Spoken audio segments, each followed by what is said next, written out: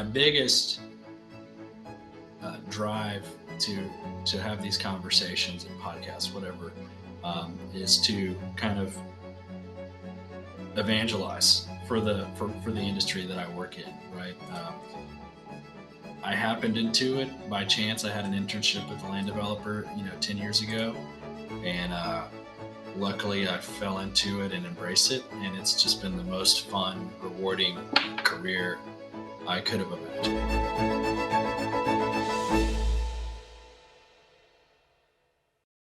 Welcome, everybody. You are now watching and listening to the next episode of the Construction MF'ers. My name is Scott Pieper. I'm the CEO and co-founder of Mobilization Funding. Today, I'm going to bring a great guest on to offer a perspective all about land development and construction. We hear all kinds of things about being general contractor, subcontractor, owner, developer, but land development is a specialty area. We are bringing on an expert. His name is Jack Rowe. And he's going to not only give us the expertise around that, why it's cool, how you should think about it in construction, but also the ins and outs of being an owner and what is impressive to the owner. How do you stand out and all the things that you want to know and sometimes some of the things you might not want to know. But Jack Rowe, welcome. Thank you for coming. Thanks for having me. I'm excited. So a lot of people might see you if they're getting a chance to look on YouTube or remember your name. You were an excellent panelist at the event we did in Dallas a year ago. And you and I were just talking before we shot this, that it has been a whole year now, actually 13 months, believe it or not. And boy, does time fly. Yeah, it was and that was my first, and so far my first and only panel event. Really? And I appreciate, yeah, it was, yeah, but I admittedly I was a little bit nervous, but it turned out to be a really fun event and got to meet a lot of cool people. Yeah, some of whom I work with now quite a bit. So that's awesome. Well, you did great, man. I mean, look, for those of you that don't know, we put a quick panel together. There's 9 panelists: developers, the bankers, general contractors, suppliers, and subcontractors. And we had it in Dallas, Texas. You can see the entire thing on our YouTube channel. And we talked about some hot topics in construction. And I thought it was really cool, some of which I think you're going to be able to give some great perspective here today too. But you could hear about what is important from the owner's perspective or the bank's perspective, and how everyone commingles those information and works up the chain. And, we had 100 probably 10, 20 people in the crowd, also subcontractors that were able to, especially on a hurricane day. Remember that weather event that came through that day? Yeah, too? I do. Yeah. And when I was cracking up too, it was funny. Like I didn't know what, how to dress for it. Right. And then I remember I was like, all right, I'm just going to put on my jeans and my pecan ostrich boots and a button-up shirt and my blazer. And I show up and, at least half of everybody on that panel was wearing the same thing. So it was hilarious. And 3/4 of the crowd too. Yeah, de facto uniform. Yeah. So it's true. You Texans roll together, man. You guys roll tight. We have a certain style we like, I guess. I love it. Well, Jack, one of the reasons I thought it'd be awesome to talk about is like there's so much focus on construction and like young folks, older folks coming into construction. You hear about horizontal construction, you hear about vertical construction, subcontractor and the trades and general contractor and construction management and developer. But you're an expert in the professional land development specifically for housing. And I think it's just a cool field to kind of touch on it. Like, can you talk a little bit about what that is? Why is it different? How is it different than just horizontal, quote unquote, construction? Like what is it all about? Right. Yeah. And I love talking about it because it's been such a fulfilling and fun career for me. And I didn't even know it existed. I just learned about it, 10 years ago. Because I'm from a small town where there wasn't development. So if you're not around it, people in the Metroplex and in North Texas, I'm sure they're familiar with development because there's new communities going up all the time. But if you're not from a rapidly growing area, it might be something that never occurred to you as an option. And so I like, like all kind of niches within the construction industry, we have a labor shortage. There's a shortage of talent, of people who know how to develop land into subdivisions, residential lots and things. So by me talking about it, my hope is that younger people or even older people who want to pivot might change. It might pique their interest, and they might explore this career and hopefully help to fill the gap in the talent problem Yeah. we have now. So, what it is, how it's different. Construction is just one part of the development process, right?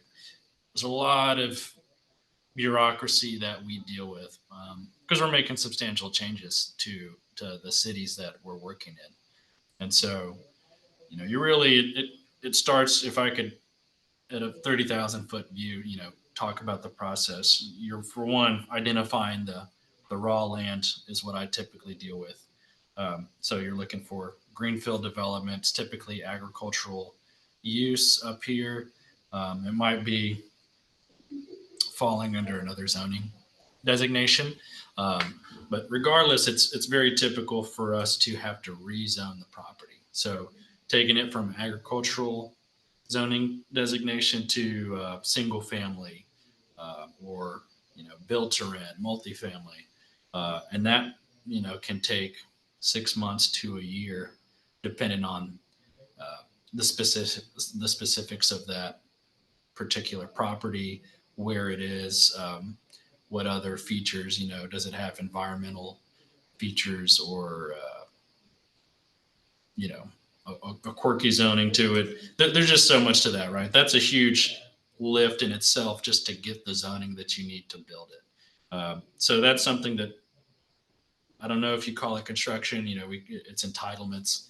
Um, and then from there, you're conducting due diligence, in which case you're bringing in, you know, this is part of my job historically, right? I'm looking at the site. We're hiring vendors, consultants, geotech, environmental, waters of the U.S. kind of specialists, uh, all these different parties to investigate the physical nature of the site. Hmm. So you're conducting your physical due diligence. You're looking at market comparables for whether that's rents or sales prices for homes. You're looking at unit pricing and historical costs for all of the civil construction you're going to be doing. Kind of your dirt pipe paving and franchise utility stuff. So that's 3 to 6 month period of just exploring and making sure that your assumptions are as accurate as they can be before you're committing to spending many millions, often tens of millions of dollars uh, to develop this greenfield property into uh, a subdivision of home sites that builders will build on and people will live in one day. So Jack, let me ask you, like a lot of times like people always say like follow the money and they get an idea of where things go about, but like how does a land developer make their money? When in a project like that do you make your money? Because like you said, you got to acquire the property.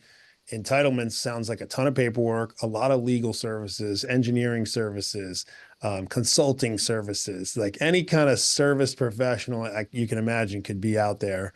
Um, and like you said, tens of millions of dollars are spent. Are those sunk costs or are those just an investment that always turn into something or may not? Like, can you just talk about a little bit of how a It, land developer makes money? uh, so typically, like if everywhere I've worked has been with kind of an in-house development department, but it's equally common for home builders, people to buy finished lots or a vacant developed lot. So on a lot option contract. So they'll go to a developer, like a retail lot developer, and say, it's like, hey, they're talking about it. Hey, we're building out this new subdivision, and these first two phases, we're selling 300 lots. Do you want any? And we'll enter into a contract to buy these lots, and the builder will take down those lots um, upon substantial completion as they're finished. Right. So really, you could think of land development as uh, the construction of lots, which is just one. It's a huge piece, but it's one of many components that go into building a home or Like an you're apartment. delivering a buildable pad, basically. Exactly, That's and there's a ton that goes into that people don't yeah, think about because it's all underground. You can't see it, right? yeah. So um, Man, I feel like I forgot your question kind of, but No, I mean, that's why I was curious because I think a lot of times people think the owner or the developer. And so if a lot of our listeners or our network is subcontractors, like who are they working for if they're in a land development? Well, you may hire the civil contractor to do all the underground and dig the right, ponds and the retention and drainage. So they're working directly for you. But right, ultimately, there's going to be a lot of trades that come on to each of those sites. exactly. Are they working for you? Are they work? When do they work for someone different? Who owns that development? But you're still entitled. I think I just want to give people an idea Oh, of gotcha. how You that said, how do you make waterfall money, works. right?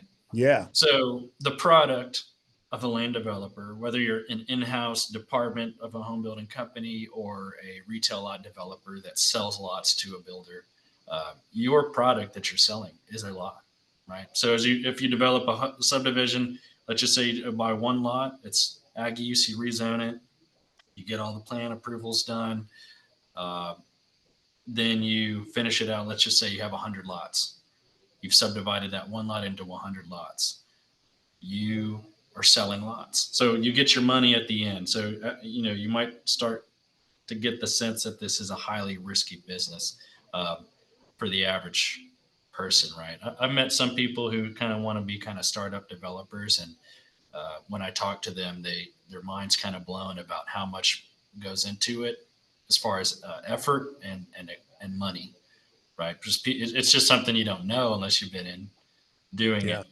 it, because people don't see the millions of dollars of water pipe, of sewer pipe, of storm drain systems, of electrical facilities, of the fiber, the gas, the street lights. I mean, the road. There's tons of stuff under that street that is very expensive, Yeah. right? So you are fronting all of that, right? And there's the the developer can have many different variations on deal structure and whether they're dealing with a land banker or have construction financing, land finance. I mean, there's all things that they can do to create the deal that makes it work for them. But the risk is you're spending many millions of dollars in a year to 3 years, depending on where you step in. Um, or start spending money right before you're selling those lots. So you're basically operating on like an LOI to be like, hey, or an option contract. If we build these lots, you will buy them. And so it's a huge upfront cost before you start to get that cash inflow. So you make your money on the lots, right? And so if market conditions change, if construction costs change drastically, there's a lot of it is not guaranteed to be profitable, right? But Mhm. that's why it's typically you have people who this is what they do, and those people are very consistently being turning out profitable projects. But because the lot is just one component of a house, right? There's all the hard costs, the direct construction costs for the Yeah. building, which that has its own kind of variability, and ours is just kind of the first big thing they buy. So Well, it uh, sounds too like, from a cash flow, make your profit, put expenses out, collect money back standpoint, you have a lot in common with a subcontractor, candidly, on the project. I mean, you got a lot of money going out early. right, I'm You sure. you don't have a way to necessarily invoice for that per se. There's a lot of risk associated. You eventually can start doing some construction. You get through permits and entitlements. And then as you start selling some of these lots, if either you sell the whole thing in one chunk or Yeah. in individual lots or sections, depending on how many different home builders are in there, there's obviously a period of time that you're going to be working at a loss until you're either cash flow positive or break even and then ultimately profitable. A And couple of so years. Yeah. yeah, like I think it's cool for people to know, like you have that perspective as a subcontractor coming in. You always hear about the great development. You hear about how much money the developers make. You hear about all that, but there's a lot of I'm sure you've had plenty of bad experiences in developing a piece of land, blowing through a budget, market shifts change, environmental issues change. You're out like a chunks of money, and do you leave that sunk cost? I mean, there's a lot. But one of the Yeah. things I think you have great perspective on, it's especially since you can understand that cash flow cycle for you. What about a particular subcontractor or even general contractor, like what stands out about when you're choosing who's like, again, you have all this risk and now you're going to start hiring some of the trades, you're going to hire subs. What stands out to you as the type of trade contractor that you want to partner with? You know, what's good, what's bad? What can they do? And if there's a lot of trade contractors listening to this, how can they shine, you know, and deliver value to you in a tenuous and stressful project by the time you're starting to hire those people? Yeah, it's trust, which implies a existing relationship, which always isn't a luxury you have, right? So trust is the number one, and that's built over years. And then, uh, you know, are you a great communicator? I don't believe in over communication, right? And also, is there a sense of partnership, right? I hate getting those answers like, this isn't in our scope, we're pulling off the job. Bye. It's like, oh, okay, well, can we talk about it? Because as a professional client, I am not doing any work other than hiring people who do work, right? So that sort of attitude is definitely leaves a bad taste in my mouth. Um, for example, and it goes both ways, right? Like everything bad rolls downhill to the client, right? Because everyone else has all these kind of things that protect them. They have, but mechanics liens, things like that they can do to kind of protect their interests in what they've earned. The developer doesn't make any money until they sell it. They're taking on the most risk of anybody, right? And maybe they make a lot of money, and maybe they don't. Maybe they lose money, right? Um, so there's a lot of risk there, and if I'm sure there's not. I'm sure a contractor like a sub would not like if, you know, I'm referencing the contract at every conversation and be like, oh, I can do this to you. I can do this to you. And you're kind of just waving a stick. That's like the last straw for me, right? Things would have to really go south to try to start speaking by contract. So I like people who see this as a partnership, right? So, hey, man, there's this unforeseen thing happen. I can go, hey, according to the contract you guys signed and on the notes and the plans that say the same thing, like you guys have agreed that you understand the full scope of your work, and you missed this, so it's on you. But I don't, that's something how I could be obnoxious. It's the same way when, oh, well, there's this thing that fell through the cracks and we're going to leave until you figure it out. Oh, and here's a change order. Yeah. And obviously, I'm not asking people to set, to give me freebies either, right? But if someone's on site and there's something reasonable that they could do that keeps the ball rolling, that's really appreciated because it just comes up all the time. These are highly, highly complex projects. We have 30 to 40, vendors on any given project. So Yes. obviously it's complicated. And so the ability to have someone that feels like they just want to help me get the job done instead of falling back on the contract says every time, that's Yeah. a huge green flag for me. It's like a marriage, you know, you can't Yeah. possibly communicate every detail and handle every scenario of how we're going to do something along the way exactly if this scenario comes up in a contract. Although in the construction world, it seems like people have tried to cover a lot of them, many of the contracts. Yeah. No, there's But some good contracts. yeah, but the reality is at the end of the day, it's a commitment to finish and a commitment to communicate and a commitment to be fair and honest together. If you do that, everybody should be able to win, and you need to have two parties willing to do that. One of the things I really like that you brought up, and I've heard you mention before, is you like to practice what you call radical candor. How do you think, like, how did you come up with that phrase? And you started to touch on your style of management and handling, but how does that phrase radical candor come up? And how do you utilize that in the context of these kind of conversations? Well, I am very clear about setting my expectations. Um, these relationships are something to be navigated too, right? And I don't, life's not fair, but I will make everything within my realm fair as I can, right?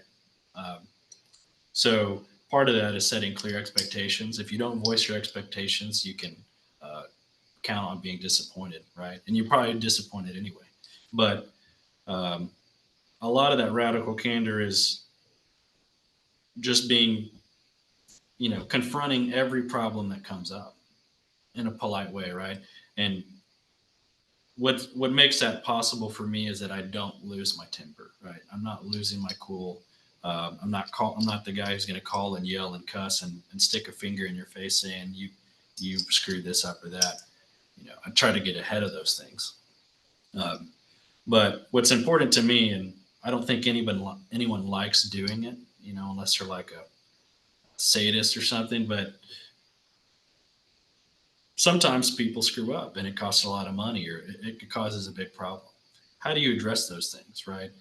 Well, if it's not on your own dime, there's people who might just let things slide, brush it under the rug because they don't want to deal with it because it's uncomfortable. But to me, it's very important to uh, enforce accountability, so that you're setting a precedent of accountability, right? If I let something slide once, I'd be a fool to think that it won't happen again because there was no repercussion. And it's not a personal thing. It's not revenge. Um, it's simply that for this outcome to be most likely, I have to make sure there's consequences for us missing the mark, right? And that goes both ways too. Whether it's people internally on my teams, whether it's contractors that we're working with. Uh, and I ask that of myself. I try to ask my contractors, how can I be your best client? What can we do? Um, and I have been reading your book, by the way, which helps. It gives me another tool to think about a different aspect of my subs business to make sure, is there anything I can do in this cash flow front, or is there any pain points there that you're maybe not sharing? Because you might think it's a business matter, but maybe I can do something to sweeten the pot in a way that doesn't adversely impact me, but helps out their business, right? Yeah. So as much as I want to understand as much as what they're kind of the cogs in their machine as well as I can to make sure I'm not leaving any opportunity on the table to create value for them, right? It could be that there's like a win-win that I Yeah. didn't know if I'm not digging in. Yeah. The And radical candor to me is just being totally honest and not. I don't take if someone's feeding me BS, and I'm not going to pretend to buy it. And yeah. I'll say it politely because I just don't like yelling. I don't want to yell at home, and I don't want to yell at work. So I the delivery is critical, right? You could be really frank and candid in a bad way. But we're so dependent on all of our relationships in this industry um, that maintaining those and keeping everyone um, happy is very important. Yeah. One of the things that came out at our panel when we were there was it was really cool to see how, again, the room's full of general contractors, contractors, insurance agents. The panel is everyone from the head of lending at some of the largest banks in Dallas, all the way down to the suppliers and equipment lenders and developers and bankers. And the one thing everyone was focused on and wanted more than anything else was the job to perform, finish, and be successful. And I think when we realized that in the room, everyone talked about how they play their role in that success. And listening to you talk about radical candor and communication to deliver that outcome. And like you said, it doesn't matter what the contract says or doesn't say, or that you're naturally at odds because you're each on one side of the contract. What matters is if your focus is on finishing it, you could make an agreement outside the contract. You could say, hey, I really would like to have this done. And they say, I would really can do that and love to, if you can help me there, and you can agree. It doesn't mean that you have to like defend yourself to an umpteenth degree and then create problems. You can actually focus on creating solutions without having a problem too. And like you said, if you're focused on finishing and making a great performance and you ask a subcontractor, how can I help you be more successful? And you open that door for them, and we're in an environment where they might not otherwise bring it up because of just the thought that it might make them look weak or it's not in the contract or whatever. That's really smart on your part, because that is truly living the word that we're talking about, which is perform? How can I be performing? How can I help them? You think a subcontractor is not going to want to work for you? They're not going to do everything they can to work for you in that manner. It's fantastic. Well, and that's an advantage for me, right? Like I want to Yeah. be the best client in the market because that can't hurt me, right? And so I very much cater my kind of communications to how can I help y'all, right? I want all my contractors to get rich so they can stay in business and keep serving my jobs because like I alluded to before, I don't put a shovel in the ground. We hire a bunch of people. So I don't want to go bankrupting our vendors, you know. So at the same time, I don't want them to get rich on one project. You know, everyone And I needs to think make a healthy profit to stay in business. And that's uh, right. but if what I also communicate is like, look, if you're taking advantage of whatever, if you're trying to get rich on my deal and you're making way more than is reasonable, I will not be able to underwrite future deals, right? And to your point, it's not profit, it's cash flow. Yeah, maybe this job is good, but do you want one next year and the year after and the year after? And that's where we all have to come in and, you know, not be greedy. You know, every to me it just comes down to just straight up objective accountability and doing Yep. what's right regardless of the pain of it sometimes, right?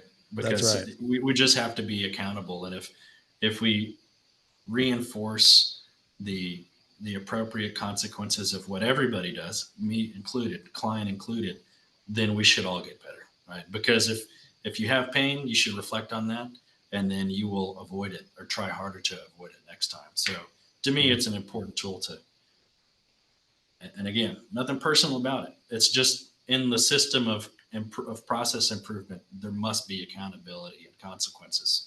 Uh, And I but think at the you same time, there's a good distinction too. You talked about like, you don't want anyone to get rich on your project, and someone doesn't want you to only get rich on your project while they lose. And so one of my favorite questions when in regular life, when people say, "Oh, I want to be rich," I'm always like, "What's rich to you?"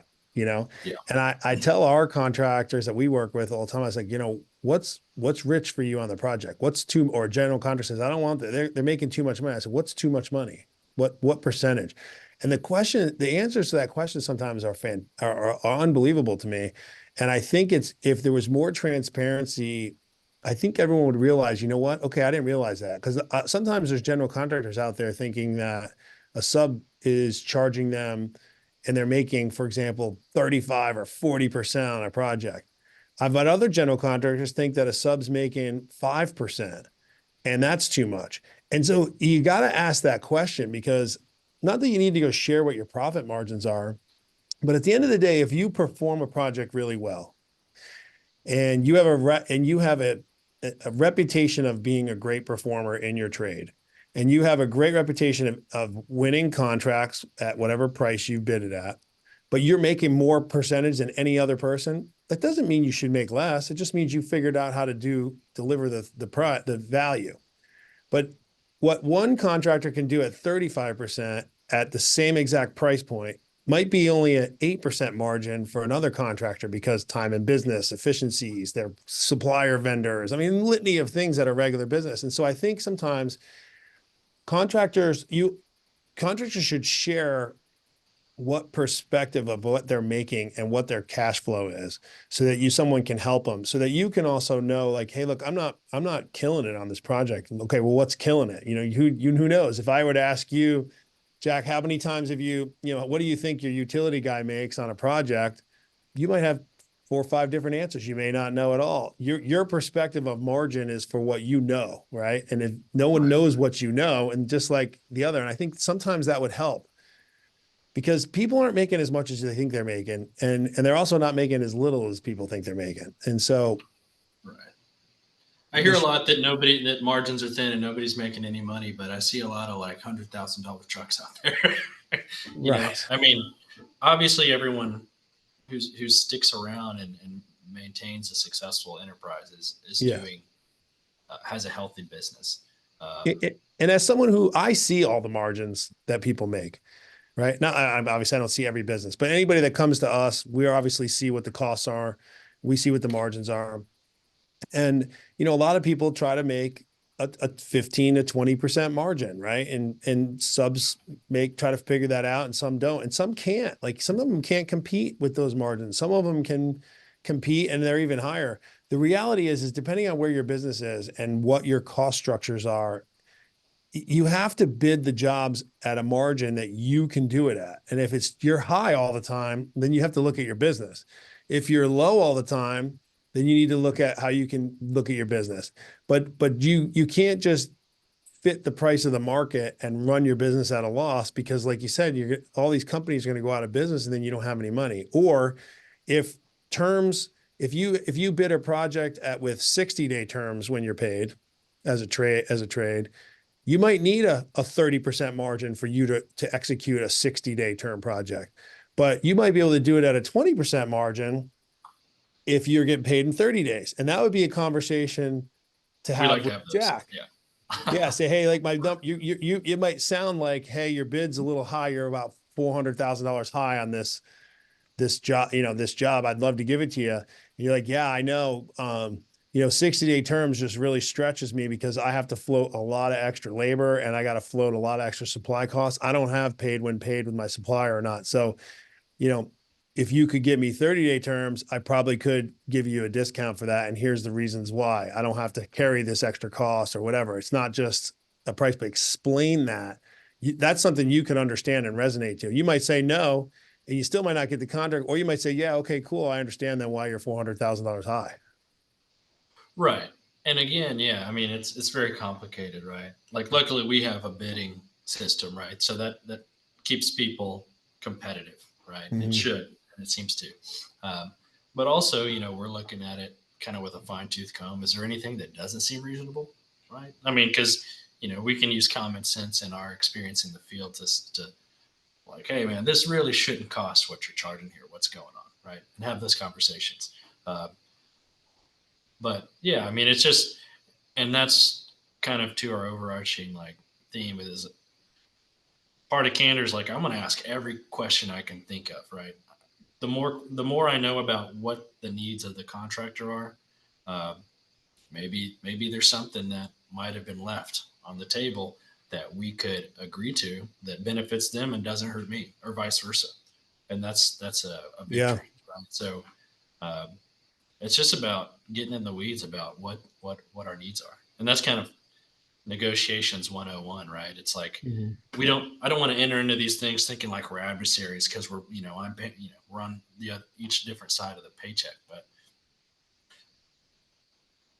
I need to mine their needs, right, and vice versa.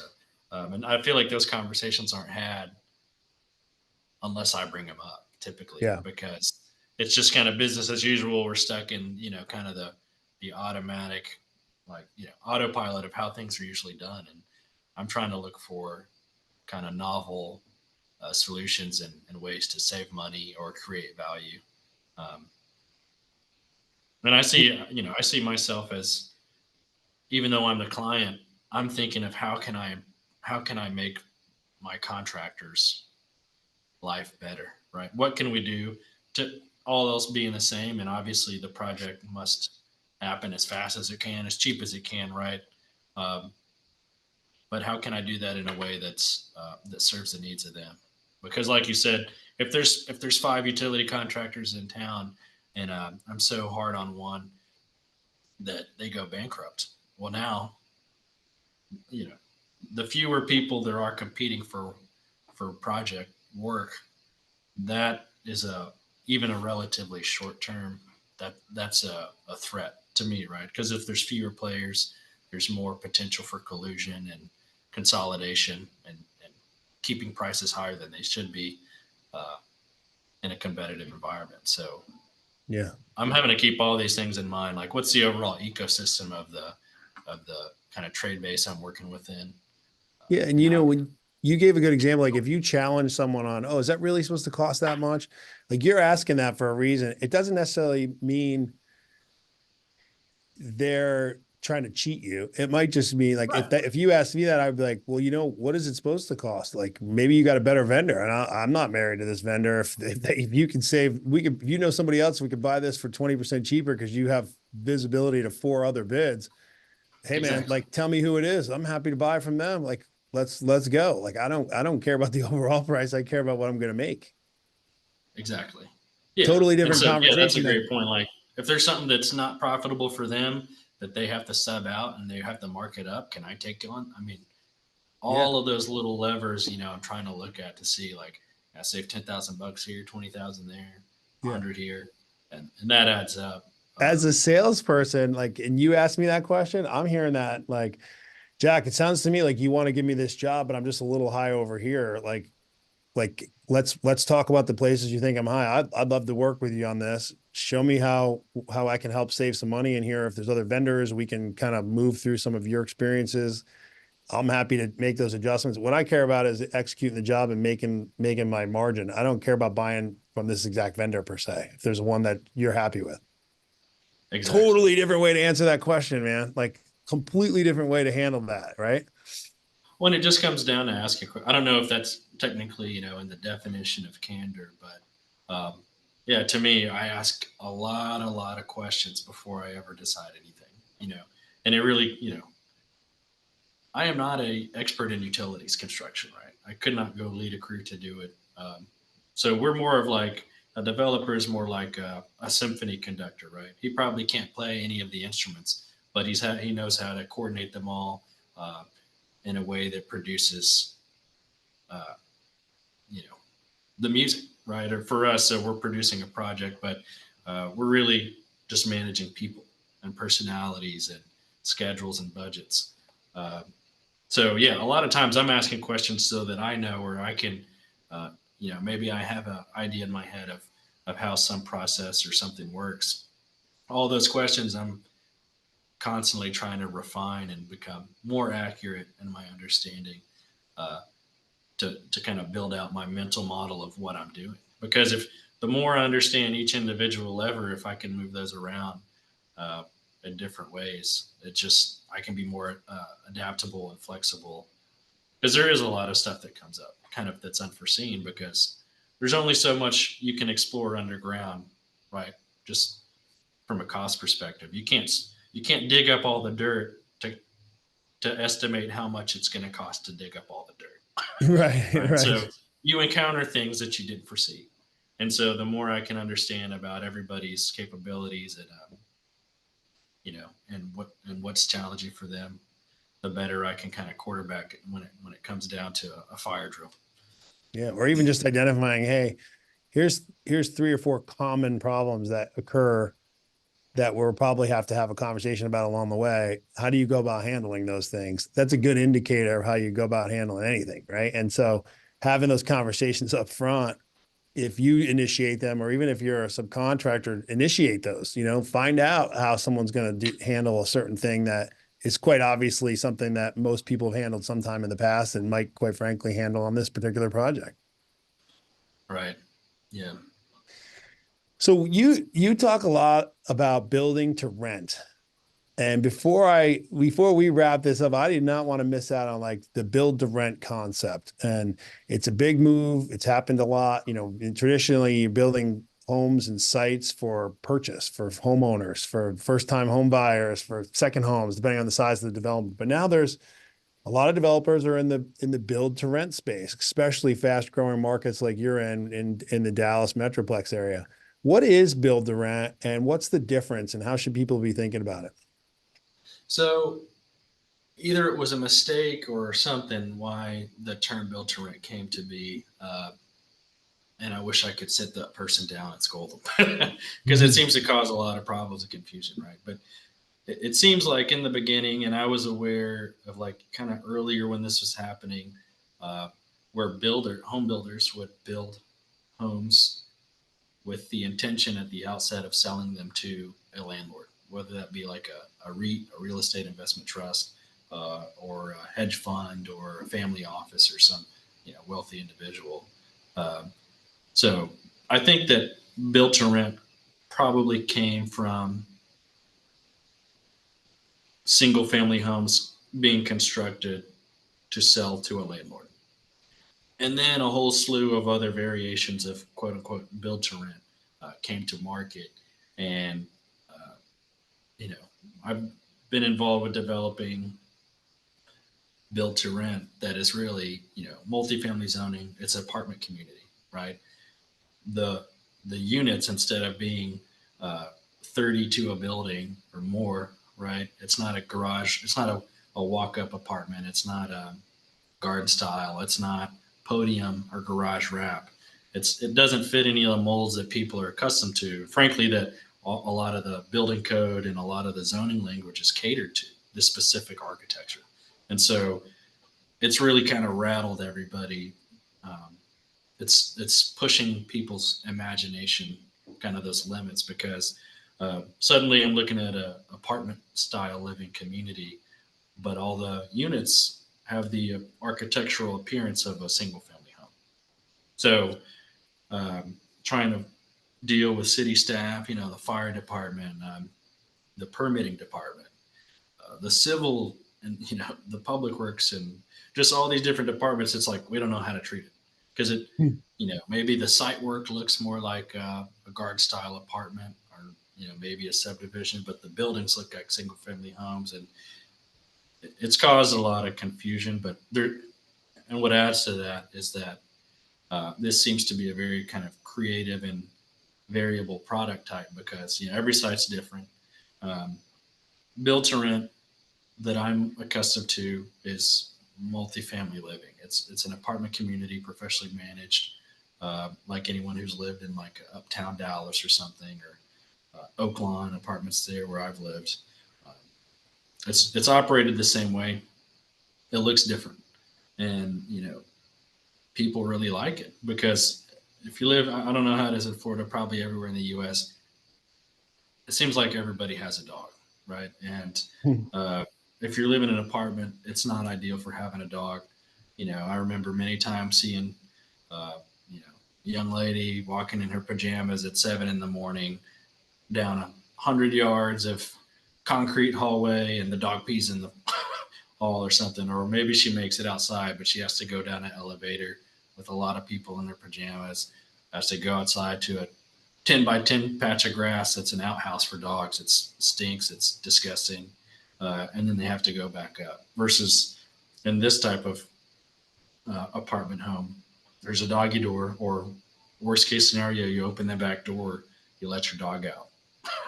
That's a Right. huge kind of boon to the tenant there. And also just a sense of ownership that come in, like, that's my unit. It's one building. It has four sides, four walls, windows. You don't get that many windows in a lot of apartments either. But so it's a nice fusion of kind of the best of both worlds of single family style of architecture, and what that offers the resident, uh, along with the lack of maintenance and keep up that apartment style living has to offer. As well as the amenities that come with that. Pools, fitness centers, uh, kind of outdoor games areas, pickleball courts, you name it. So you can amenitize it like an apartment complex, but it feels like a home. Yeah. And so I would just say that they're like a new architecture, a new form of apartment communities that's come to the market. But you do have a lot of that single family homes that on their own lot that could be sold, but they're sold to, instead of maybe an owner occupant, to a landlord directly. Um, and that's been kind of institutionalized following the great financial crisis. Um, I think that's where a lot of that massive purchasing of single family homes came up. Uh, and so I think there's a lot of things called build to rent, and a lot of them are quite different. Is there anything different about constructing build to rent versus build to own, or that, obviously the architect and designs you've gone through, but is it harder to build or easier to build or different? My take is that it is probably more complicated uh, than either. So, um, because you think about it, if you're looking like from the sky as a bird sees it, you look at a site of this built to rent kind of cottage style community that I'm describing, that I'm accustomed to. The site, it has a fire lane, front end parking, covered parking, maybe some detached garages, but it has the appearance of like a garden style apartment that that people are used to seeing. So, except for instead of having 10 buildings with 300 units, you have 200 or more buildings with the same number of units. So vastly more buildings. What does that mean? You have your water main, your sewer main, your storm drain under that fire lane or parking wherever. And instead of having a service, a smaller pipe branching off of the utility main going to those 10 buildings, you're having 200. That's a lot more pipe in the ground. That's time and money. So that's a huge impact on the horizontal construction side, obviously.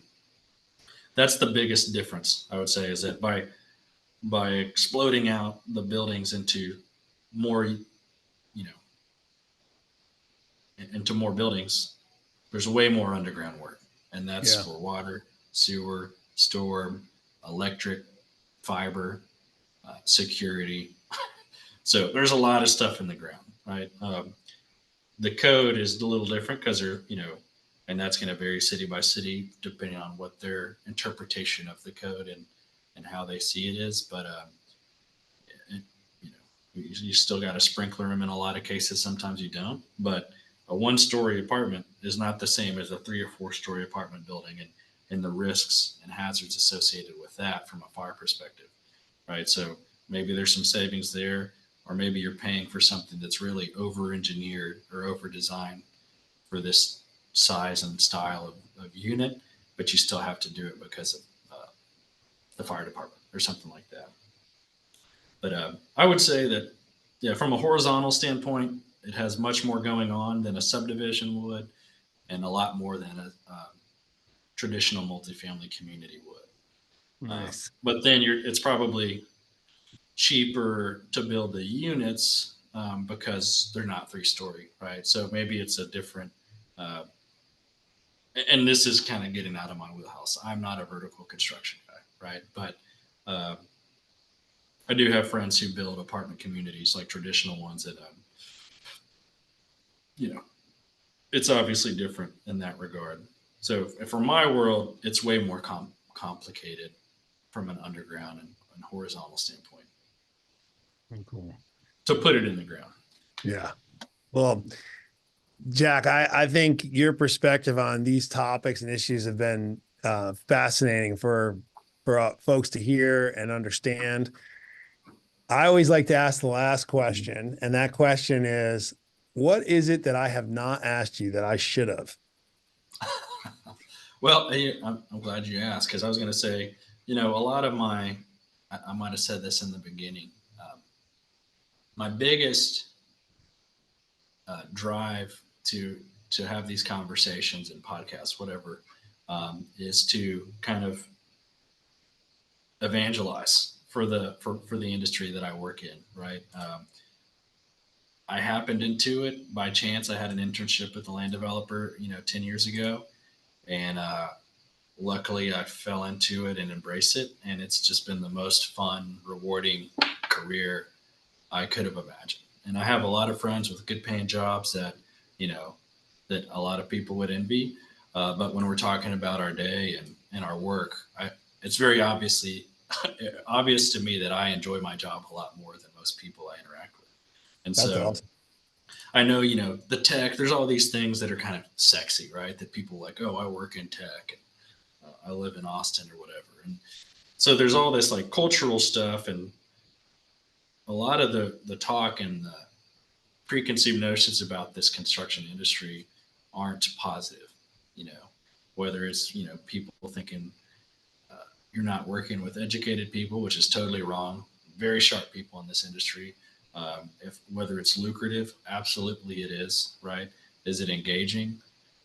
You're dealing with 30, 40 different team members on any given project that takes 2 to 4 years long. That's a huge challenge. And I'm kind of like a personal growth junkie. I'm always trying to learn and improve myself, my knowledge and skills. And this is the ideal business for that, because every piece of land is different. All the parties to every project are different. You're dealing with different landowners. It's different personalities, different attorneys, civil engineering consultants, contractors, right? Different city, municipality staff and officials. Every single thing you touch, while fundamentally the same, is different enough to be very engaging and requires you to stay on your toes and constantly learn. Uh, so it's just a great career path. And, it's a simple econ 101, right? Supply demand. There's, you look at Texas, we can't build fast enough. So many people want to move to Texas, and they are, that it's hard for us as an industry collectively to keep up with the supply of housing that's needed to absorb these new people. And so there's a shortage. You hear stuff about plumbers and electricians, like the average age of them is like mid 50s. Well, a lot of these people are going to retire. It kind of seems to pervade all niches within this industry. Um, Even land development, that we need more people who know how to do what I do. And so I want to encourage people to explore this, even if, uh, even just to explore it as an option. What might it be like? And that could be like calling me. And some people have, based on other uh, podcasts I've done, reached out to me and asked, hey, I'm interested in this now. It's like, I'm in banking. What is this like? How can I get into it?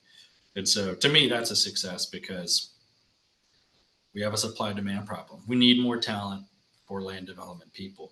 Uh, and obviously, I blast it all the time. I'm a product of the Texas A&M University Master Land and Property Development Program. I had a great mentor who was a developer up in McKinney.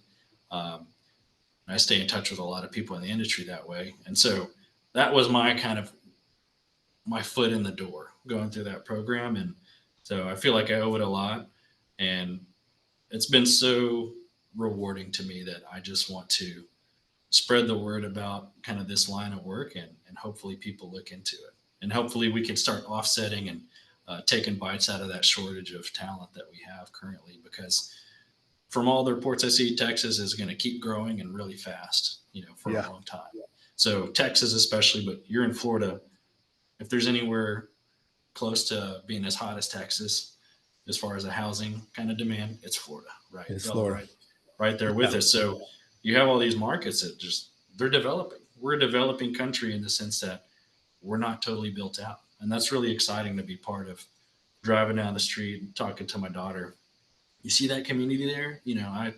I worked on that before all the houses were built. It's just, there's a sense of pride that comes with kind of touching the built environment.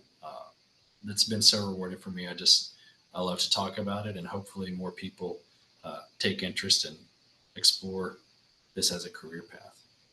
Well, that's awesome, man. Well, I think, aside from going to uh, Texas A&M and going through the school, if someone's in the construction world but thinking to themselves, "Hey, man, I'd like to figure this out," what's some good suggestions or advice you would give them to kind of explore the opportunity? Network, get to know people. And, it's not transactional. I don't like, people who come at me with an ask on the first time we talk, so my strategy is like, I want to get to know everybody who's in my field. I don't want anything from them, but I'm always trying to see like, hey, what are people, who are you? What are your values? What are your goals? And how, if anything, could I help you achieve those goals? Right. And maybe nothing happens, but maybe one day I meet somebody um, that I can connect them with, and that creates opportunity for them. Yeah. So to me, it's all about creating value to those people around you, along with kind of just being bold. When I was in grad school, I didn't have an internship that uh, was meeting my needs based on where I wanted to go. And so uh, I actually went to a local builder and uh, Stylecraft Builders during College Station area. Uh, they're a top 100 builder. They're doing probably 600 homes a year at the time. And I just went up to their development manager and I was like, "Hey, man, can I just drive around with you in your truck? I don't want to be paid. I don't need anything. I just want to see what you do." And he was like, "Oh, let me ask my boss." And then a couple of days later, his boss calls me like, "Hey, man, I love your attitude." It's like, actually, we have a part-time job for you. And so just whatever it takes, right? Yeah. Put Don't yourself out there. get creative. Don't take no for an answer. And, you know, shoot your shot. And that really was kind of my foot in the door and my first resume kind of box to check that allowed me to kind of enter this industry in earnest after I graduated. So, and I know other people who asked me on LinkedIn, some young man sent out a blast asking for people to guide him in mentorship. We connected, talked on the phone for a long time. A couple of years after we connected, he enrolled in that master's degree program. That was his way of getting in. And so, it's cool to see that people embracing kind of their own destiny. Yeah, that's awesome, I man. told him, hey, man, go do the same thing I did and go talk to that builder and see if they'll let you just shadow him. And he did. So it's really impressive to me to see people who kind of ask for advice and then act on it. But however, you got to get in the door. Getting in the door is the hard part, right? I think that's a great story, and that's, it actually personifies exactly what we were talking about. I mean, that right there, you seek out information, you gather it, you see how it can help you, you implement it, you act, and then results can occur. And that's what it's all about. Right. It's a lot of fun. Dude, I love it, man. Well, thank you. Really, seriously, Jack, thanks for jumping on, man, and doing this episode with us. I think, talking about the land development aspects of construction, how they're different, where you can get into that, another cool avenue of construction to get into. It's not just all about a trade or just about construction management or general contracting or owner only or municipality, but there's a whole nother trade there and or another whole nother path. I mean, and in land development, horizontal construction, figuring out how to take a piece of the earth and make it look completely different and repurpose it is a really cool thing to do, especially when you're driving down the street with your daughter and sharing that experience. I'm sure it's cool. Yeah, it's really fun. And if anybody who hears this wants to reach out, feel free to. I get way more messages than I can respond to timely now, but I'm happy to try to direct people or connect people if I can, because this is how I give back, is just spreading awareness about what's been so positive for me, and hopefully other people will have the same experience. Well, I think you did that today for sure, and I think you're also do a great job of doing that all the time. I see what you do. I've seen it, witnessed it myself. And tell people how they can find you, where you like to hang out in social media world, and let people know how they can kind of interact and connect with you. Yeah, I'm just a LinkedIn guy. I have Instagram to follow my wife's business account, but other than that, I love LinkedIn. I've met so many cool people on there in person, and it really facilitates real relationships that can last. So that's where I am. I think it's linkedin.com//n/Jack Rowe. Sweet. So all right. Well, we'll put that connection in the show notes too. Well, Jack, thank you again for coming on, man. I think it was an awesome episode. I think people got a chance to see a little bit of land development, a little bit more of what it's like to what in the mindset of an owner and someone who hires the trades, and like how you can stand out, what you can do to impact folks, what you can do to make an impression, where your mindset is at. I think you're a lot more aligned than you are different. And hopefully we tackled some good avenues and ways to do that today. If you all found this episode at all helpful, please subscribe, link up with both Jack and I on LinkedIn, subscribe to our YouTube channel. You can hear this not only you can watch us on the YouTube channel, and you can also hear us on any podcast that you might be listening to, but click subscribe, share the show with your friends. And I wish you all a great Christmas holiday, and thank you very much. And God bless you all. Take care.